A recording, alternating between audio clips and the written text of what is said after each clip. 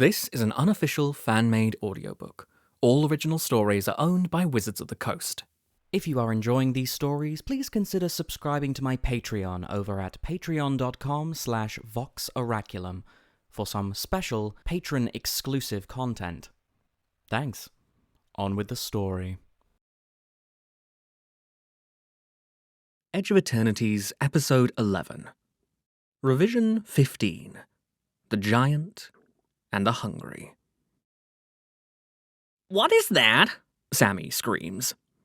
"An eld," Checkmate Mantis stridulates back. The last surviving war mechan has seized all three of them, and now boosts them up the spinal shaft of Infinite Guidelines number 3 docking arm, away from the Sarima and the alien. "That doesn't tell me anything." The thing passes after them. It makes a sound like a great unzipping, like a train car shuddering down loose rails, like an icebreaker crashing through a pack of blood clots. The mechans soared at it with frontline pinnacle effectors, with beams of molecular precision and shaped charges of surpassing penetration. It could be harmed. The flesh was cut, the white bone blasted. But the thing rotates through strange dimensions, and new, uncut flesh is there instead. The mechans were reduced to graphs. "It's old," Tanook grunts. "Eld means it's old, dug up, like from inside Caveron." "Yes, old. Everything in Pinnacle space is too new, you understand. Too young. Space should have been dominated already, full of life. But instead we grew up in calm and lonely stars. Only, once in a while we find something older, and the Dricks come." "It'd be nice if they showed up now," Sammy howls. The wall of the shaft ahead of them turns to chalk. Another alien erupts into their path. This one is different in aspect. Webs of bruise-purple tissue cover a long, ridged head, binding together branching limbs. Sammy kens a shared logic between those webs and the graphs left behind by the thing chasing them, but then Sammy also realizes that it is about to devour them. The mechan, bless its reflexes, immediately diverts. They zag out of the spinal shaft through a lateral process, out into a huge, half-empty hangar. Emergency bulkheads slam shut behind them. Spotlights flicker on. At the center of the hangar, the hulk of a ship, not very different from the Sarima, drifts in a protective web. Pinnacle has either been refitting it, or stripping it apart as a hazard to navigation. "Bad omen," Sammy whispers. "I see a reactor," Tanook says. "All the fusion drive components are in hot cells, but the fission power reactor's still intact." "You want to make a weapon," Checkmate Mantis stridulates, as softly as she can. "but our weapons don't work." "Pretty easy to see why," Tanook says. Somewhere in his blessedly stable attention stack, evolved to keep thinking while Caveron's giants tumbled primordial Cav underfoot, Tanook has been analyzing the battle. "Isn't it?" "I don't have autos for this," Checkmate Mantis admits. "Nobody taught me monster killing," Sammy says. "Yeah, me neither. But I do know basic engineering." Tanook snaps his work claws open and shut. "Every time our weapons hit those things, they cut part of it, or blow through part of it. But most of it isn't there. It's somewhere else. Buried in the laminae, maybe. How do we hit the rest of it when we can only see part of it?" "Burn it. Checkmate Mantis warbles. Poison it. A spreading acid. Chain reaction." "Electrocute it," Sammy says, remembering about 7 dozen electrocutions on the Sarima. "Any of that might work. We just need..." The emergency bulkhead crumbles. Tentacles curve out of the shaft behind them, probing into the hangar along invisible gradients of appetite. "Time," Sammy says, finishing Tanook's sentence. You know engineering, Checkmate Mantis says. I am more expendable. I will divert it. Go. And before either of them can protest, the Meccan hurls Sammy and Tanook at the ship Hulk. Pinnacle is under attack. The giant is gentle. It does not wield its weapons unless it must. It would prefer to gift, bribe, plead, bargain, cajole, interdict, and coerce. But there is a scourge loose on Infinite Guideline. There are holes shot through her immensity. Inchoate matter pumps through her spaces. And now, boarding crafts full of solar knights and gravkill paladins fall upon her like viroids, shooting the rapids of enemy interception to shatter Guideline's great blue flanks and deliver their warlike passengers. They want the Sarima, and control of the Sarima's only way out, the Eternity column. This is more than a giant can bear in peace. Guideline's main power may be gone. Its nerves may be snipped. But if there is a word you can apply to the giant, it is decentralized. All across the station, each on their own, Tactical Corps personnel reach the same decision. Release the violence delegates. From rookeries all around Infinite Guideline, spikes of Arcjet lift Meccans free. They race out to meet the warships of the two faiths, bristling with effectors and spectral warfare antenna. Some are the size of pebbles, some are cutters, some are frigates. Gifts for those who come ungifted. They go at the warship of the faiths like castration scissors. The target is the most vulnerable part of any warship, the radiators. Snip off the radiators, and the heat of battle has nowhere to go but into the ship itself. Melt yourself, or surrender. But it is no easy task to stop up a summist warship's recirculating fountains of molten metal, or paint over its blazing emissive panels. It is no simple task to kill a monoist warship's singularity heat sinks, buried in armoured magnetic cavities deep within the hull. And on Guideline itself, where there is no heat sink to wick away violence, the war parties crash against each other. Here at last, the Sunstar Knights and the Monastery Gravkill Paladins, who have ached for holy battle, meet like hammers on the forge. There is a woman, a hero in the battle at Maledict, Sir Catiline, who worships the brown dwarf aspect of the sum. It's humble, it's a failure, but steady in its failure. Failing now to keep ranks, she rushes ahead of her squires and photophoroi to charge the thinner, best of the armor fati, beloved of the monasteriate. They go for each other in the gardens at the base of Third Dock. But the thinner's Maracho, Yamno, frenzied with will, comes between them, fast, close range. Modest Catiline burns him through and through, hot spot to cold exit, and the beam kills his armor in one blow. Call it the event, for no Alabil stops it. Yamno tumbles on heartless, and his armor rings against him. Then the thinner, Fate's armorer, grips the tapped-out Catiline in his tides. Photophoroi cast their lances at him, but his armor denies their weapons. Gravkill means gravity killer. But there's a simpler word for the place you're drawn to die. Your grave. Call the thinner grave killer, for he kills foes before their time.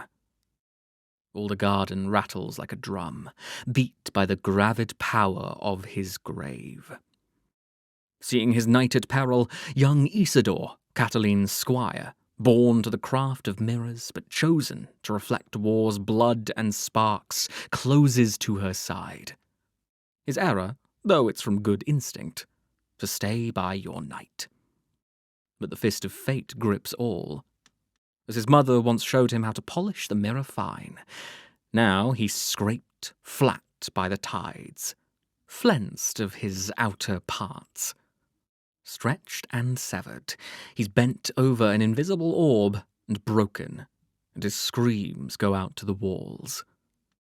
It is like this all over Infinite Guideline.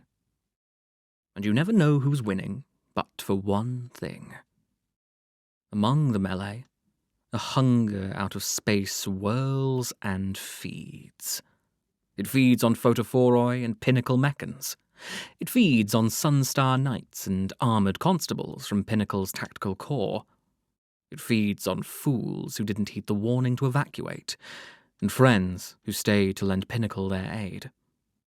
But it does not feed on monoists. Not one. This hunger eats potential, the ability to become many things. And the monoists worship only one. If you were a clever giant, of course, you'd notice the pattern. If you had the time and the senses. Revision 15. A better sum. Sometimes you screw up so badly, Sir Vondam says, that there is no fixing it.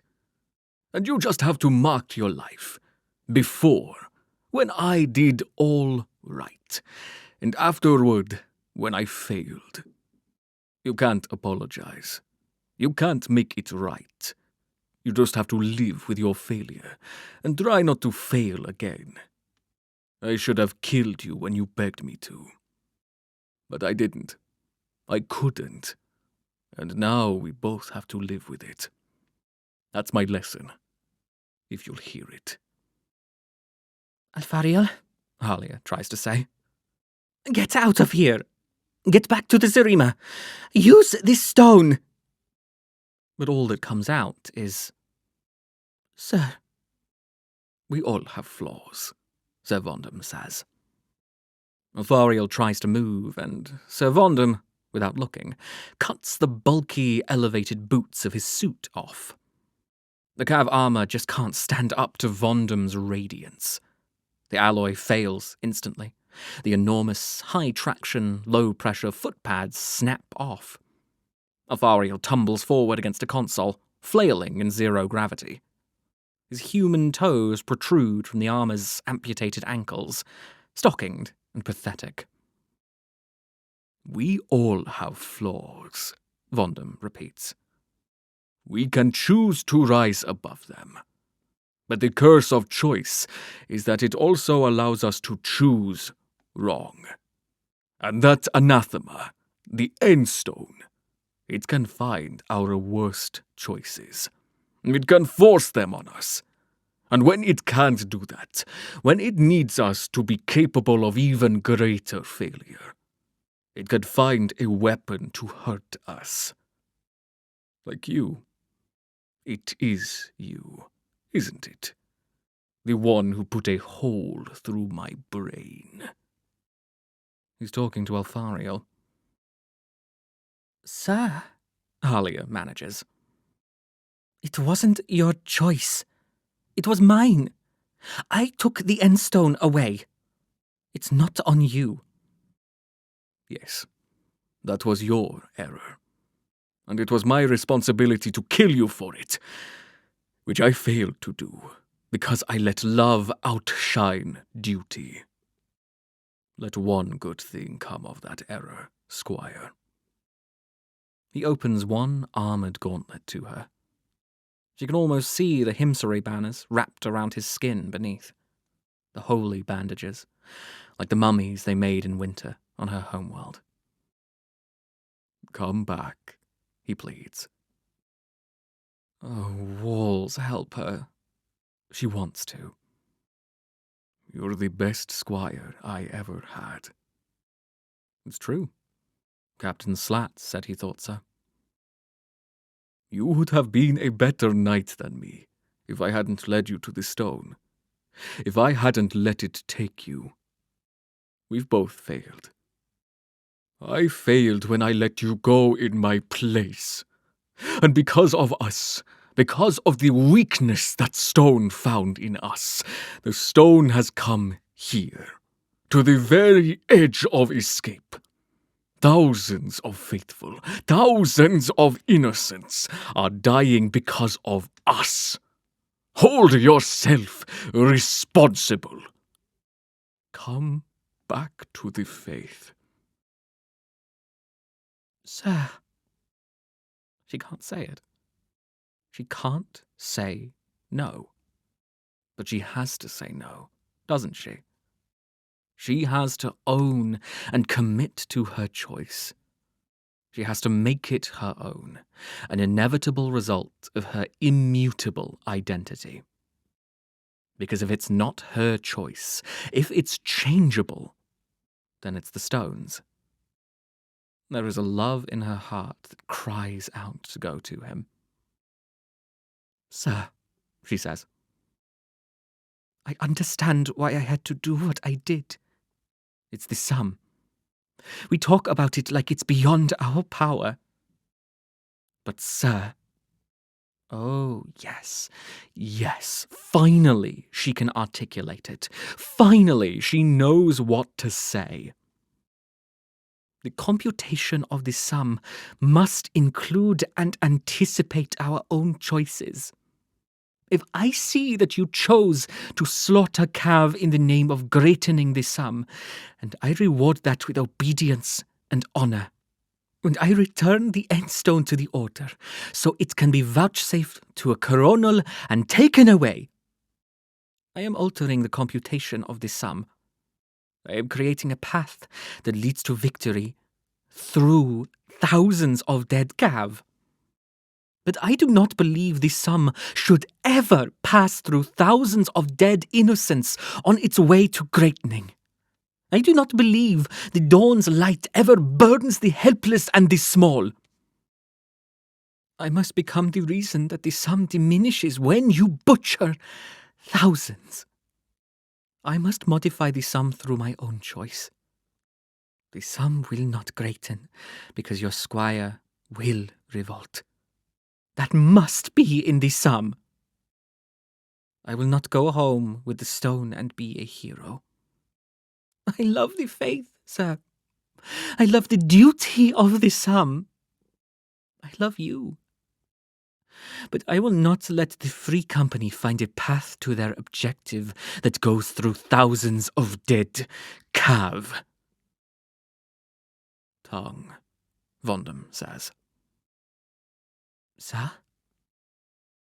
Make sure you are not biting your tongue, Vondam says. When I hit you. Alfariel pushes off the wall. His armor may have no feet, but he uses the stumped legs to lunge at Vondam. Vondam steps into him. I gave you mercy once. He's going to cut Alfariel in half. She doesn't want to see a helpless man cut in half. She thrusts her long-handled gladiator from the hip and drives Sir Vondam off. Alfariel tumbles past him and crashes into the wall. Sir Vondam closes his helmet. Squire Harlier. His voice comes hard. For conduct unbecoming of a companion of the Sunstar, and for egregious derogation of the sum, by my authority as a knight of the company, I hereby degrade you. I darken the illumination that showed you the rank of squire. I delight you from my service, and bar against you the path to knighthood. Remove your armor. The wound is beneath it. Remove the insignia of your service. They no longer signify. Surrender your weapon. It has wounded the faith. Do you understand me? A pulse blasts in her ears.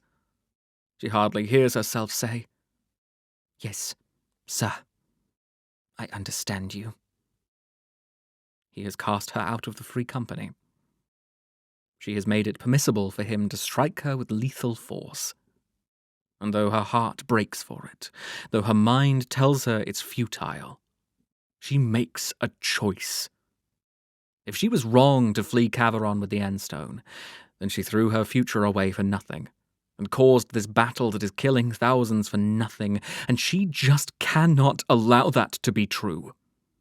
She cannot live in that reality. She chooses to believe her choice was right, because if it was not, it would destroy her. Which makes this choice right, too. She strikes at her knight. Revision 15. 2 Reckonings. The monster goes after Checkmate Mantis and her combat mechan. It buys Sammy and Tanook maybe 20 seconds? Cable! Tanook shouts. I've got the reactor running. I have power. Now I need a PTS main cable. Cable. There's no loose cable that Sammy can see. Someone packed this worksite up too well. There are hot cells and stasis casks lashed to scaffolding all around the hangar, and the tools and spares must be in those. One of them has to have a spare cable. Sammy leaps from cell to cell on thrusters, opening and slamming shut containers full of neutron-rotted reactor shielding. A shadow grows over them, harsh-edged in the hangar's floodlights. It is a graph of the war mechan's components, spread in 3 dimensions. The thing has eaten it. Checkmate Mantis is probably dead, or worse. It would be wrong for Sammy's first thought to be, she was beautiful. But let Sammy be wrong. Get ready! They scream. It's coming for us! I am ready. I need a cable. The hot cells aren't worth searching. They're all full of radioactive metal. Sammy leaps for a stasis cask. According to the timer, it's been closed for more than 10 years. According to its label, it is contraband, sealed, type unknown, marked for careful disposal. Sam deactivates it and tears it open. The headlamp illuminates the interior of the cask. A pair of green-gold eyes shine back.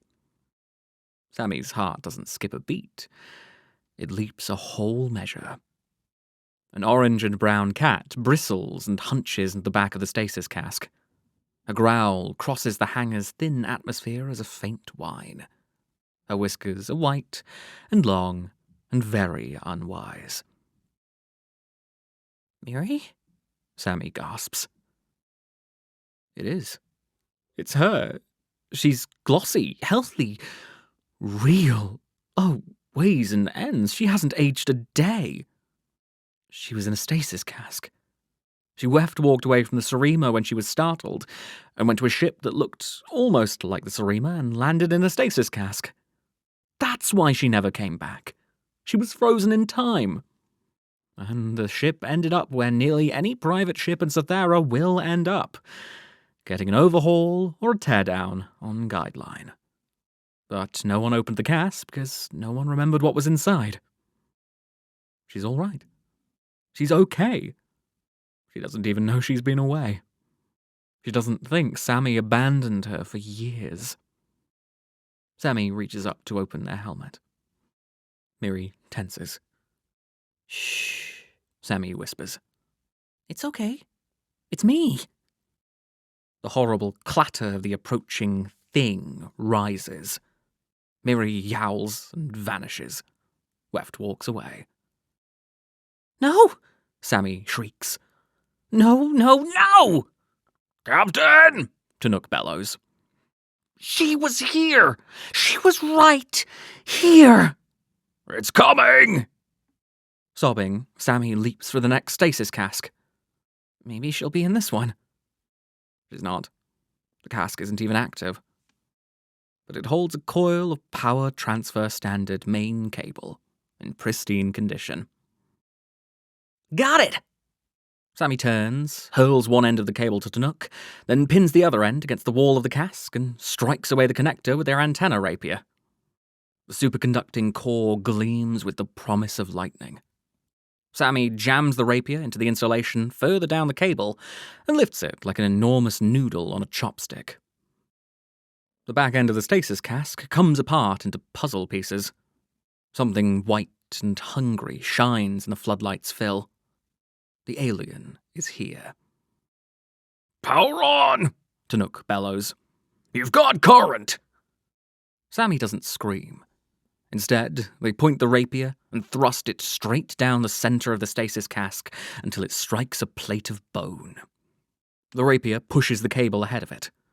Contact shorts the 2 bars of superconductor inside the cable, and current leaps between them. A spectacular buzz, a flash of fire. Power arcs through the thing's matter. It convulses in more dimensions. Limbs rotate into existence and out again, grasping at things which aren't there. Huge, throbbing sacs of purple webbing spasm and rupture blue and red. Fire spreads in pale limbs along a shape that does not fit in Sammy's head. Tally-ho! Tanook roars. The second creature hits him from the side.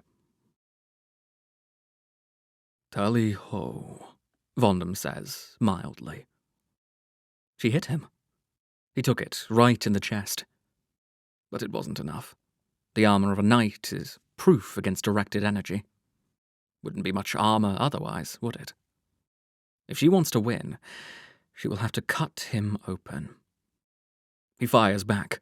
She whirls as he takes aim, puts a solid meter of pinnacle equipment and the reflector of her cloak between them, and still gets hit. But survives. If he wants to win, maybe he will have to cut her open. He comes at her. They fight as they have fought on the sparring floor. That's the worst part. It's no different. There's no vengeful force or cold hatred to Vondam's shearing attacks. He still loves her. She still loves him. He takes the linear role, straight at her. Knife attacks usually lead with the empty hand, to grab and control. But Sir Vondam has no empty hands. If he gets in range, he will stab her 11 times a second, his median performance in training, until her armor gives. Harlia should take a contralinear role, using her polearm to keep the range open, to fend him as he tries to close. But she knows she will lose that fight.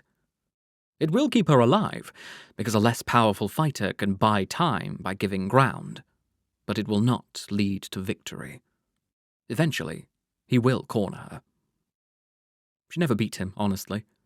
Of course she couldn't. He is decades her senior, and a veteran of real battle. He is a killer. But he always told her, anyone can lose a fight. A fight isn't a monotonic test of power. A fight is an event, a complexity. Fight it 10 times, and 13 things happen. A fight is like life. The only way to know what happens is to fight it. That's why I love a fight, Harlia. She chooses a circular fight, gladiator out and sweeping, reflective cloak whirling, sideways like a crab, but the damn control deck is laid out like a grid, all lines of approach and retreat. It's good ground for Vondam. I can't kill you, Vondam bellows. Carbon crystals spill from eviscerated machines as he sweeps the space between them clear. You know it, I know it. But I only need to give you a survivable wound. I survived a hole in my brain, Squire. You can survive a lot of holes in armor like this. Holes. Yes, holes! Thank you for the idea, sir, she shouts back. She retreats down the aisle into another cluster of pinnacle control stacks. She flashes her armor's emitters. Sparks explode from metal all around her. She can see herself as he sees her, a small, beloved shape in silver and grey, lost in a field of pyrotechnics. Her armor reports a battle on another plane, so her emitters clash with Vondam's, trying to cancel out each other's power, to create hotspots that jam or degrade the enemy's sensors. Her flash cost her that battle. She's losing emitters, losing the invisible war. Her armor's surface crackles with capacitance. The grounds and the heels of her boots discharge into the station with every step. She breathes. You can't fight too hard and fast. For the sake of your body and your armor's limited power and heat capacity, you have to pace yourself. Nobody believes it, but a long fight really is cerebral. But he presses. He sets the pace. She retreats toward Alfariel. You won't be able to intervene, Vondum grunts, lashing out on each syllable. I have a constant track on him. Look elsewhere. She has reach. She can fend him back with her polearm if she attacks the space he's entering. So, kill him. Now! He's defenseless. I'm still a knight. That didn't stop you. A tarot doend, sir. He disengages for a moment, just long enough to say it. I had to. Protocol dictated it. The purpose of the Anatholmanac's protocol for the Endstone is to make every knight in that situation behave exactly the same way, so the stone can't swap a zealous knight for a merciful one. So it wasn't you who chose to slaughter them, she says, quick-stepping back and toward Alfariel. The Sum chose it. I would have chosen it too, if I were a good knight. He has answered the question she came here to ask. The fault is not in him or in her. It is in the Sum. You're working toward him. Why? Vondum comes back at her. He can't kill me this time. But Alfariel has a hole in his hand. Vondum doesn't know about the hole. But how can she get him close to Vondum, close enough to use it? His pulse trains can saw through anything in this compartment except her. Put yourself between the innocent and danger, Halia. She slashes through a superconducting battery and flashes her emitters again. The discharge sets metal afire. Pinnacle emergency systems spray blobs of foam. She leaps and fires her thrusters. A tunnel of burned foam marks Vondum's fire, but the foam soaks up enough energy to save her armor, minus her main conformal antenna. She lands between Vondum and Alfariel. Alfariel crouches like a beast in his half-ruined armor. I get it, he says. Go. Vondum leaps after her at bone-warping speed. She stays between him and Alfariel as he blasts her, a full pulse train from both emitters, burning through her cloak and her left arm vambrace as she tries to cover her weakened chest. She smells hot glass, like metal in her throat. Then he's on her. The first 9 stabs hit in less than a second. There is no time for thought. Just a shrimped-up defensive curl to put her shoulders and helm in the way. No, her neck. He will cut through her neck. Alfariel leaps into her from behind. His cav armor is massive, and he crushes her against Vondum. She loses her breath. Vondum can't get a weapon at Alfariel's head, or heart, or spine. Harley is in the way. He still disarms Alfariel. His right bladiator blows out Alfariel's left shoulder actuator. His left bladiator, tucked under Harlia's armpit, saws off the cav armor's right cutting claw, exposing Alfariel's bare right hand. Alfariel reaches around Halia and grips Sir Vondum by the back of the neck. Sir Vondum's suit irradiates Alfariel's hand with a burst of microwaves. Alfariel screams and flinches. His hand blisters and burns from within. But he presses his sizzling flesh to the back of Vondum's neck. As Sir Vondum's blades punch into her falling armor, Halia embraces him and jabs her right thumb into the hole in Alfariel's hand. Through the hole, into the back of Sir Vondum's neck. She digs her thumb into his vertebrae and pops them apart. The second alien smashes into Tunuk from the side. He goes down under an inrushing fountain of alien flesh, constantly swallowing itself. Webbed purple tentacles lash at the half-disassembled ship, converting structure into a white lattice of plates and cables. "Dan!" Sammy screams, and lunges rapier first into the alien maw. Tanook roars and cuts. His huge work claws scissor through alien gore. The thing is unmoved. It draws the injured tissue away into a higher dimensional body, rotates into place new flesh. The new flesh is burning.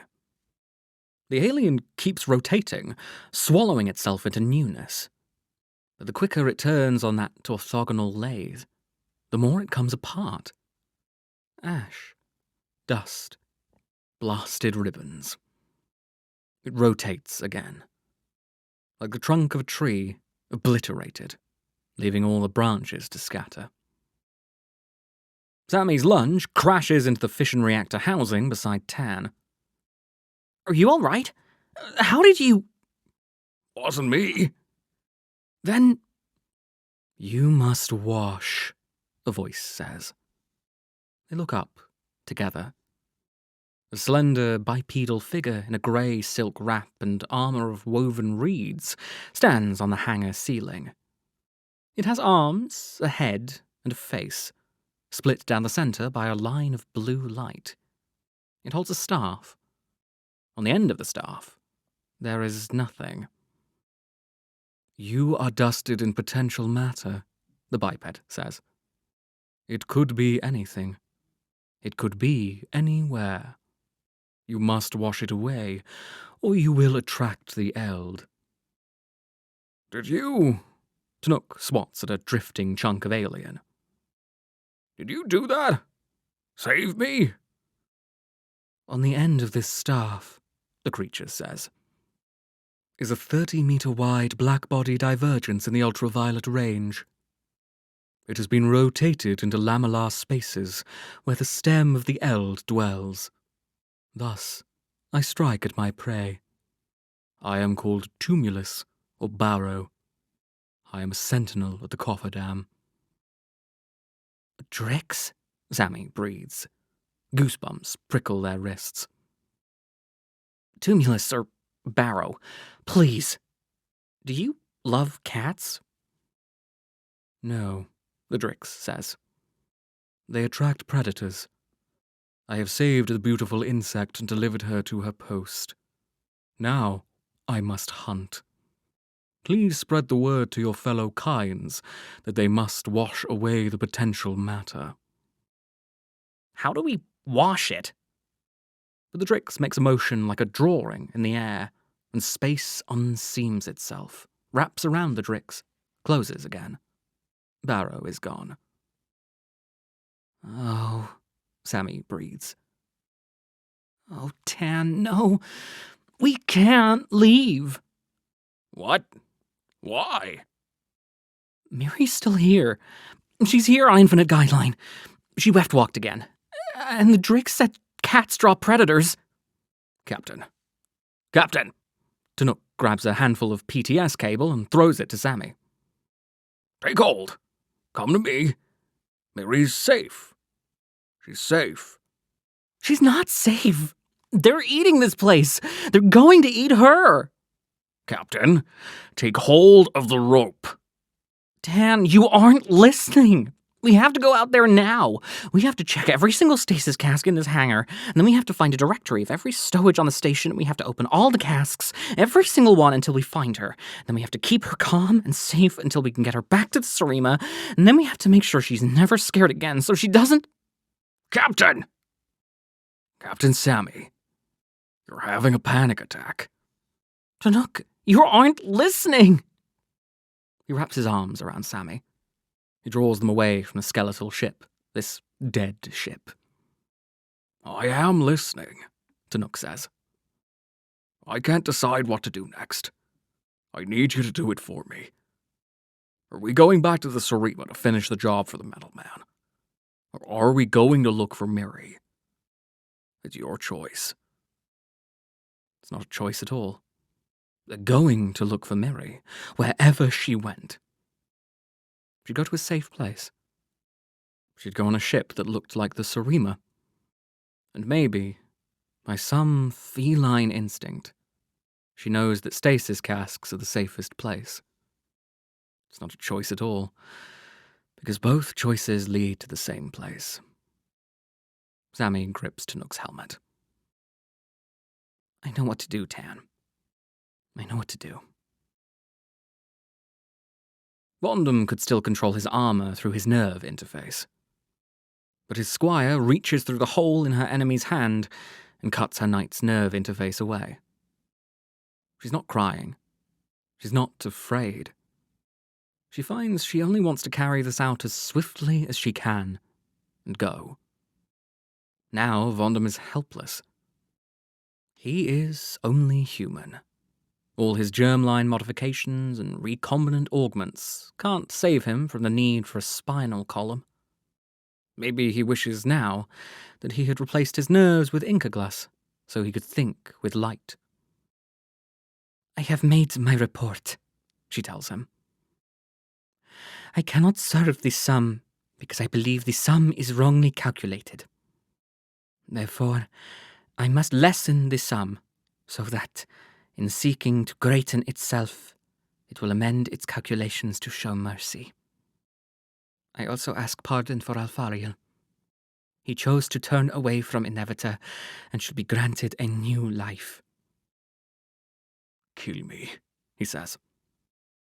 Vondam, she says. No, sir. You know I can't. You will try to escape with the Endstone. Our fleet will destroy your ship, and if that fails, the fleet will destroy Infinite Guideline. The sum demands I stop you before that can happen. And the only thing you can do now, she realizes, is demand that I kill you, so that maybe I will stumble on my love for you and hesitate. No, I must be destroyed, Halia. I failed because the Endstone still moves me. I am Unstruth. I am not who I was. I am a curse. I will lessen the sum. I cannot bear it. Kill me, Halia. She lifts Alfariel off her and rises to her feet. She stares down at that battered, beloved face. He was so good to her. He had so much left to teach. But the teaching was interrupted by another lesson. She cannot do what the sum asks. She cannot kill her way toward a better tomorrow. If there is a drowning man between her and the best destiny in the cosmos, she cannot swim past him. She must help him back to shore, though it means turning back and never making the crossing. The shattered, sparking ruin of the control deck slowly floods with emergency foam. It hardens on Vondam's armor like meringue. Let him live, Alfariel pants. He's burned badly, and it has his blood up. You don't want to kill him. It's obvious. So don't. You. Vondam. It's better if you live. Vondam's eyes flick to him. Why? Don't be a hypocrite, Alfariel says. You just said it. You can't make it right. So live with your failure and try not to fail again. Go throw yourself before the cav and let them execute you. Or go sun yourself into a raisin. I don't care. Quiet, hollow man. I am not speaking to you. Why? Why do you need so desperately to leave this system? Is it because we succeed? Is that it? Anathema? We will relight Sothera, and you cannot survive the radiance. Is that why you had to call Alfariel to you and flee? Alfariel rolls his eyes. You think you can talk to the rock? Fine. Rock here. We're going to feed everything in Sothera to the supervoid and concatenate it with Point Prime, It'll all be reborn into the next eternity. It's inevitable. So, I'm moving on to new stars to see them turn into cenotaphs to the glory of him who falls. There? Happy? Athariel dips his limbs into the pinnacle emergency foam, trying to seal it back up for the return to the Sarima. We have to go, he says. I need the Endstone to guess the codes to the warp ferries. You coming, Halia? Are you going to stay here and play martyr? No, she says. I'll go. I made my report and begged your pardon. I've been cast out of the Free Company, but I am still a summist. I place myself on errantry. Sir. It's all right, Vondam says, still smiling a little. I like it when you call me sir. Always did. Made me feel worth it. Oh, child. What did we do? How did we let this happen? Sir, she says, unable to break the habit of respect. It wasn't the Endstone. You just shouldn't have murdered all those Cav. That's all. I couldn't abide it. I won't see you again, sir. You will, Vondam says, sadly. You are my responsibility, Halia. Even as my failure. She cannot bear to watch him watching her. She flees. Revision 16. Exile target ship. Sammy and Tanook almost make it home free. But there's a huge, armoured form drifting outside the Sarima's hatch. A hulk wrapped in a tissue of black metal, highlighted by purple veins of condensed energy. That's Alabil, the war metal of the Monoists. The worshippers of Inevita have taken the Sarima. Sammy tries to break and cover. Instead, they plunge straight into the armoured figure. It has become the centre of space and time. This is the grace of gravity, the armour rumbles. A single purple eye tracks Sammy from the centre of its head. Gravity is the gift of purpose. A free path through space feels like nothing. Effortlessly you speed to your fate. And when you are close enough to fate, time and space change places. Going down becomes the same as passing time. The absence of effort. The geodesic of... That's my ship! Sammy snarls, and gets the antenna rapier up. They stab the Monoist right in the chest. The event of the collision becomes a flicker of purple light, and drifts off around the curve of the armour. The Endstone is aboard, the Gravkill Paladin says. You will aid Alfariel of Secundi. You allow the stone to guide you to its purpose. It is the will of Inevita. It does not matter if you understand. Now Sammy feels rude. Stabbing is no way to make an introduction. You're letting me go? The Endstone has come here, to the Eternity Column. If it wishes to go through the Eternity Column, then it will, and we will aid it. So, you sent all these ships here, all these warriors, those things. Things? The things that made those! Tanook roars, pointing to the obscene graphs drifting in space. The space squids with the appetite for everything. You'd think the hulking armour couldn't shrug, but the metal layered like deli meat is surprisingly flexible. They have not troubled me. If they destroy the enemies of Inevita, then they are in accord with the will of Inevita. It would be hard to comply with the will of Inevita while under assault by Sunstar. The genderless, rumbling voice chuckles. Sun Star. A word so good they used it twice. We should be the void holes, eh? So, we can just go aboard? Sammy asks. Yes, but I will accompany you. We already have Alfariel. I look forward to speaking to the Blessed One. His twin plummets, but he remains. This is an omen. The huge form emits a long thump that stretches Sammy's bones. I have alerted the faithful that the Sarima will fly now. You can be assured of our protection. I have earned the war name. The armor flashes violet.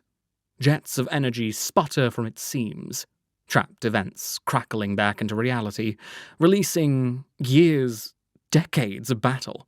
Shrapnel and energy beams crack and whine in all directions as the alabile collapses. The monoist manages to lash out, once, at its murderer. The tidal growler tears a fist-sized hole through Infinite Guideline's hull, and both walls of the docking umbilical beyond. But its real target, struck in the chest, doesn't so much as move. The Gravkill Paladin collapses into a crumpled ball, like crushed foil. Tanook and Sammy stare in horror. Come aboard, Tezzeret calls from the docking umbilical to the Sarima. The holes in the walls flow together and seal. There are others coming. I employed you to bring me to the Endstone's maker, Captain. I am not taking new passengers. That was a Gravkill Paladin.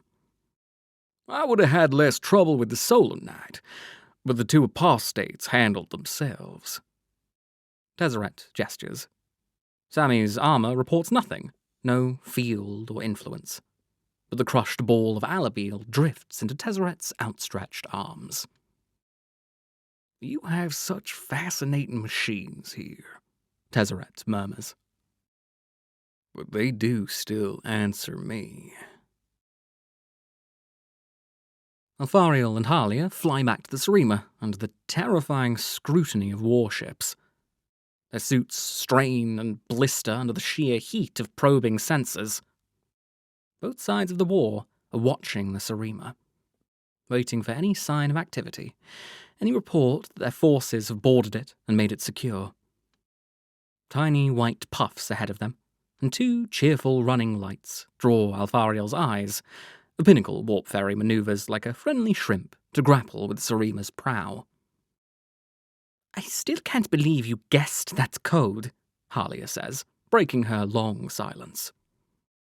Inevita provides, Alfariel says, which is probably not wise, because Halia is the one with the thrusters, and she could throw him into space.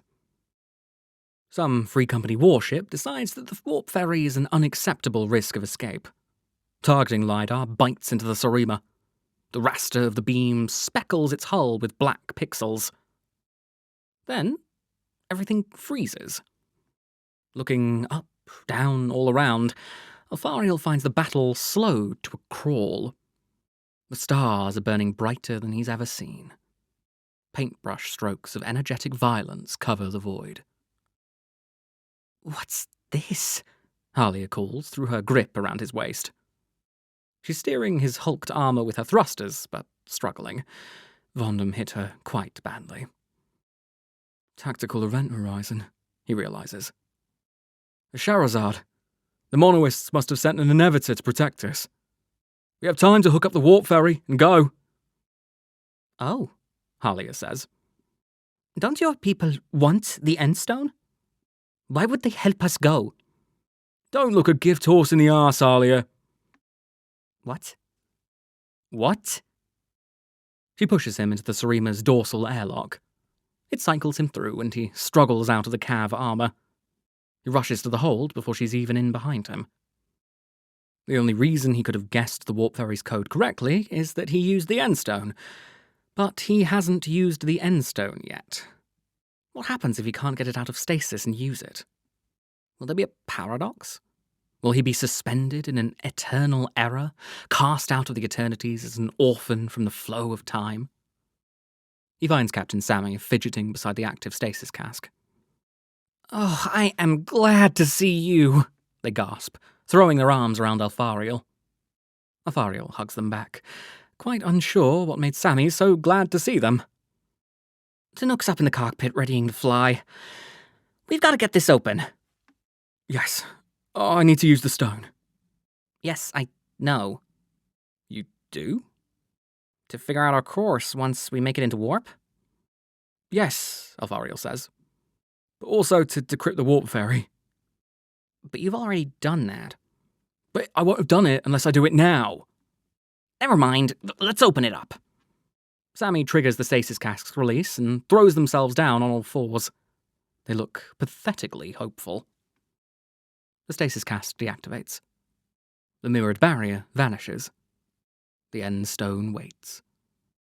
Alfariel reaches for it like it's the box full of everything he loves. In the dark behind it, a tiny voice says, Well? Sammy tries to say something, but all that comes out is a sob. The cat trots out of the dark. It sniffs skeptically at Alfariel and crashes headfirst into Sammy's outstretched hand. When Sammy doesn't move, the cat rises on its hind legs, bunts its face against Sammy's, makes a sound a bit like a duck with its tail feathers stepped on, and begins to lick Sammy's forehead. When Sammy tries to move, the cat shouts, Meow! And grabs at Sammy's head with one paw, as if to hold them in place. Presumably, Sammy doesn't smell like the cat at all. This will probably require a lot of licking to fix. The Endstone brushes Alfariel's fingers, as if to say, wishes do come true. You still won't get this ship repaired without me, Tezzeret says from behind Alfariel's ass. Don't consider yourself released. Sammy doesn't seem to hear. Sammy is sobbing with joy. Tezzeret taps Alfariel on the shoulder. His touch is heavy and frigid. Use this. He drops a reading rag beside Alfariel. He's already called up the map of Cythera. The man learns. First, I'll have to make my guess correct. What guess? The code to release the warp ferry. Tezzeret cuffs him, light enough to smash him into the wall of the cask. I told you the code. But we have come all this way to steal a warp ferry without the code to use it? Now use the map. I'll not treat you roughly again. Here, take this. Alfariel blinks away stars to find Tezzeret offering a fingernail-sized crystal. You want me to drop that? Yes, Tezzeret says. It's a reminder of things forgotten. Give it back when you're done. The crystal projects light when Alfariel touches it. Pinpoints that might be stars, or sun on the tips of ocean waves. Afraid that it might be some kind of radiation urchin, Alfariel tumbles it onto the rag of Cythera. It bounces twice and settles on the very edge of the reading rag. And the solar system, too. We fly that way? We warp that way. Until the stone tells us we've reached its goal. Tezzeret claps him happily on the shoulder, throwing him to the floor. We will see what god or monster made this thing.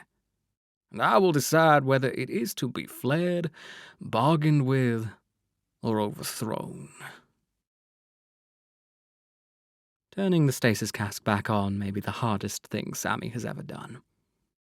But Miri will be safe there, until there's time to find some proper food. Time to let her explore the ship, re-establish her scent, observe the newcomers from safe places, and feel at home again. They slam down to the captain's chair beside Tanook, wiping tears away. Good things, Tanook. Good things. I have the ship. You have the ship.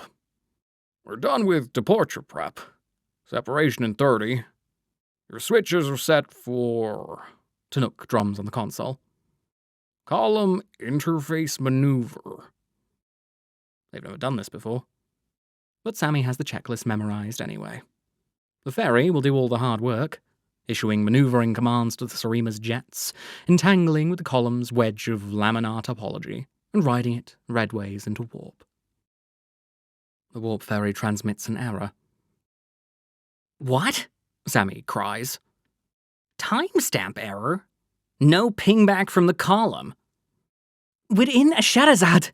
Halia comes trampling into the cockpit on armoured feet. A what? A tactical blasphemy. A fast time bubble. Can't you see? The sky is frozen. So that's why nobody has lasered them to pieces just for clearing moorings. But we can't talk to the column unless we're in the same time frame. Clocks won't align. We can't leave the bubble. The Free Company fleet would kill us the moment we prepare to warp. So close. So close to the end. And yet, Sammy can't see a way. We're under fire! Chinook roars. Hotspots and penetrations spackle the ship's display. Solar Knight's outside, Halia calls. They're leaping from the dock. We're being boarded. Not now. Not with Miri back. Sammy growls and switches the arc jets to manual. They do the hands dance, quick and sure. With a drumbeat of thruster fire, they jerk the Surima free of the mooring. Apply thrust, forward, straight for the center of infinite guideline. Faster, faster, until there is no possibility they can break in time. Collision is guaranteed. Time to play chicken with a stationary object. The Surima bursts out of the Shahrazad. The timestamp error clears. The warp ferry communicates with infinite guideline. In a few lines of diagnostic text, Sammy reads, "The column is closed for outbound traffic. Sync request rejected. Near-field LiDAR warning. Imminent collision. Emergency collision alert." The Surima's ESM block detects the targeting LiDAR of ship-to-ship lasers imaging their hull. The VIY systems aboard the warp ferry and infinite guideline search the decision space, looking for any option to avert the collision. And then Sammy wins the game of chicken. Because there is only one option. Only one way to get the Surima clear before it smashes into infinite guideline. Or explodes under laser fire, and then smashes into infinite guideline. The only option is to give Sammy what they want. The column opens. The spike of laminar geometry within meshes with the warp ferry's eternity drive. Like a virus penetrating a cell. Key meets lock. Eternity opens. The Surima falls redward into warp. Revision 16. Final revision. Afterward, when wounds attended, armor stripped, weapons stowed, bruises prodded, radiation doses assessed and recorded, luxurious zero-G baths taken, bruises prodded, stasis casks briefly unsealed, they gather in the Surima's galley. Even Tezzeret appears. Sammy thinks he may be playing with the wreckage of the monoist armor he crushed. When he comes over from his black urchin ship, he doesn't use the airlock. He just opens a hole in the hull. The Surima flies on its repaired fusion drive, soaring through the superstructure of warp. There's gravity to set a table. Sammy brews and pours the freeze-dried coffee they've been saving for a special occasion. Coffee addiction is a serious vice, but this is a great day, so it's allowable. Tezzeret offers a toast. Where I come from, there are elder dragons, unholy machines, and sphinxes with metal to surpass men. They all sought to master me. But I survived. Why? He thumps his chest. The spark. In here. The fire of possibility. And what fuels it? The unknown becoming known. You discover what you do not have, and you take it. We have taken a piece of the unknown. Everyone stares at him. You've done well, he offers. All of you. Have we? Halia asks from Sammy's left. Pinnacle attacked. Thousands are dead. The dead choose their fights, Tezzeret says. Except the Cav and Pinnacle crew killed in the fighting.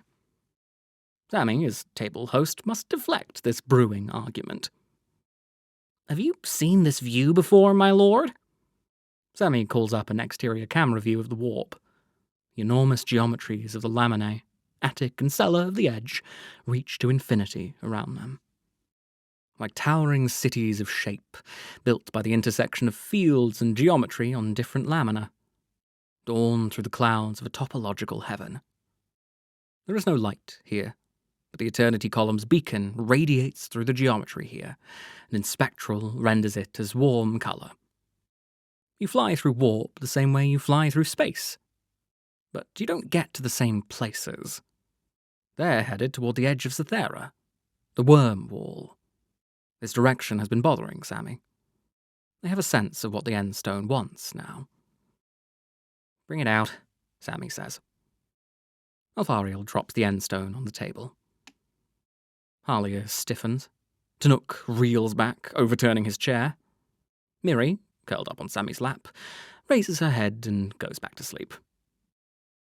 We're waiting for it to do something, Sammy explains. Alfariel's the one it likes, so I let him handle it. Halia sticks a finger in her cup of coffee, connecting herself to the heat bath, trying to use it as a kind of statistical ward. Aren't you all worried it's possessing you? Making you do things? Altering your choices? I haven't done a single thing out of character in my entire life, Sammy says. It's changed, Alfariel says. Look at it. It's gone full egg. The stone has lost its glistening facets. It is now a gleamingly black ovoid. It rolls on its side around the table and settles itself, pointing to Tezzeret. He grins at it like a hungry dog. What's your deal, anyway? Halia asks him. Far away. Tezzeret kneels as if to look the stone in the eye. I have an interest in metals, a kinship with them. When I washed ashore in your strange reality, I made it my task to learn all your metals and their arts. Sigma caught my interest. A world rich with ores, but not with miners, was an opportunity overlooked, or a threat. Where metal gathers, sometimes danger grows. Then Menon showed me. He reaches out one clawed metal finger. Almost touches the stone. Does not. Menon taught me languages in exchange for my help pursuing the anomalies that fascinated them. Menon and I agreed that Sigma was an anomaly. So I began to plan an expedition. Do you know what I realized then? Do you know, Sammy? Sammy takes a long draw of coffee. That I was the very best for the job? That I was weak. Suspiciously weak. My organization lacked specialists in the recovery and handling of artifacts. A mistake I would not make. So how could I have made it? You didn't? Alfariel guesses. You sent them to Sigma and they vanished, as if I'd never employed them at all. But why? If the Endstone wanted to leave Cythera. Because I was not yet a route for the Endstone to leave Cythera. I realized that if whatever power dwelled in Cythera had the power to redact my own attempts to retrieve it, it could also redact my knowledge of it. Yet it had not. Why? It wanted something from you, Tanuk growls. So you sent us? Yes. I chose the most desperate, disposable pawns in my employ, so that they could not succeed except by the favor of the thing hidden on Sigma. I made it my genuine intention to bring that thing, once it was in my possession, wherever it wanted to go. That's been bothering me, Sammy says. They throw a rag on the table, their course drawn in rough, warped-to-world mapping as a green line across the Thera. I thought this course looked familiar. Out into the Garden of Hyperion, where all the cosmic gas that Cythera is sucking in collides with itself and heats up. And then, if you cross it, you end up in the wormwall. Uh-oh, Tanook says. Uh-oh. What's uh-oh? Halia demands. Tan leans out over the map, his torn horn hairs wrapped in cloth. After I left Caveron, I wanted to die. So I worked search and rescue in the outer system. We flew out of a station in the garden. Our worst calls were for the ships lost in the wormwall. One day we responded to the loss of a scientific expedition, trying to communicate with the creatures that live out there. That's where I met Sammy, on the wreck of the Worm Speaker. And that's where we're headed? Halia cries. No, we're headed somewhere light minutes away. Yeah, Sammy says. But that was years ago. The wreck has had time to move on its orbit. They mark the wreck of the Worm Speaker on the map. Assume a circular orbit around Cythera, and by now, it's here. They drag the wreck forward, around the wormwall, until it crosses the green line of the Surima's course. What are you saying? Alfariel demands. We're going to a wrecked science ship. No, Tezzeret says. They're saying we're going to the place that killed it. How long do we have until arrival? Sammy sees stars. They sit up and grip the table. A terrible silence has taken the Surima. The engine, Tanook says. The engine's out.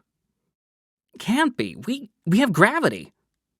Their proximity alarm wails from the cockpit. Their view of the warp outside reverts to an emergency display, cutting off the view of something closing around the Surima like a hand. Oh, Tezzeret says. Here it comes. The Endstone turns slowly on the table. Stars gather before Sammy's eyes. Distant galaxies. Pulsars whirling in a polarized vacuum. The cosmos splits open, right in the middle of the Surima's galley. A beautiful, beautiful creature steps through.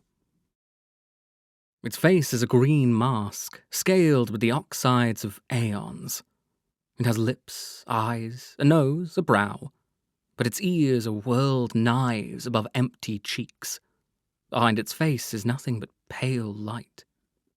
Sammy's mind finds it primally satisfying, like a mold from which humans were pressed, like a better shape. Leaves of metal wrap slender arms, broad shoulders, a perfect chest, a waist so narrow it simply disappears. It is not gendered, but contains all the charm Sammy finds in the gendered. Wedges of leaves gather beneath a tall diamond cod plate that suggests nothing except some ancient eros, some long-ago connection to flesh and reproduction, which has diminished into an aesthetic or an abstraction. If it once knew beauty as a signal of fitness, like any animal might, now it knows beauty is a sign of likeness to itself. It has no genitalia because it need not reproduce, because it is finished. It is the end. It is final and complete. Alfariel grabs the Endstone. It buzzes in his hand like a wasp. He cries out and drops it. The figure translates beside him. The Endstone falls into its hand. The figure cups Alfariel's face. He screams. A voice sounds, though the face does not move. Touched by the call, blessed. Alfariel drops like his mind has taken flight. Halia lunges. Without her armor's power supply, her Gladiator is only a molecule-fine cutting edge. The expressionless thing reaches out to catch her. Halia's blade goes through two of its fingers. The other fingers on its hand fasten around Halia's throat and crush. She falls, tearing at her neck, making an awful sound. Tezzeret lunges to catch the severed fingers. "You smell of ether," the voice says. It reaches out with its cut hand and touches Tezzeret's chest, above his possibly absent heart. Nothing happens. It makes a soft, curious noise. "You taste of the wall." Tanook puts his claws up, faking surrender. Sammy lifts a hand. Hello? Who are you? Is this stone yours? With their other hand, they reach over Miri, who is trembling, claws locked into Sammy's trousers, and draw their antenna rapier beneath the table. "I am the last thing," the beautiful android says. The way it pronounces the single sound, "I," is full of dreadful love. So it comes to me. Sammy glances at Tanook. Tezzeret. No sign of a plan. This thing can be cut by a gladiator. A single transmission from the rapier might kill it, but where? The head? "Not here," it says, looking directly at Sammy. "Not now. But the serpent needs a hero. Find me, if you can. Put your lance through my heart. You'll come to nothing in the end." Sammy jerks the rapier to bear on the android's chest. But stars and nebula close before it, and it is gone. Just gone. The Endstone with it. Tezzeret's mission is complete. The Endstone has been delivered. He has his glimpse of higher power. Sammy leaps up, tumbling Miri onto the deck, and rushes to Halia. Her throat is crushed. It's treatable, but she needs air now. "Tan, get her to a bunk." "He's out," Tan reports, leaving Alfariel. "You! Tezzeret, help him!" The metal man stares at the two fingers he caught in his claw. They seem delicate, almost insubstantial. Their severed ends flicker with violet light. He looks up at Sammy and smiles carnivorously. "So, you do have something like a planeswalker." He touches the tip of one of the severed fingers with a curled claw. Pale purple light leaks from it like ichor. Tezzeret stares into it, inhales deeply. "That was very aspirational," he said. "Don't you think?" Sammy doesn't know what to say to that. Miri is staring, wide-eyed, at the place where the cosmos split open. Sammy picks her up, holds her close. Just for a moment. They need to go help Tan with Halia. But Miri is here. Miri is still here.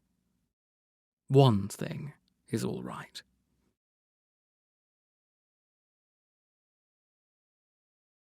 A special thanks to all of my patrons, especially Owen Griffin. Thanks for watching and for your continued support.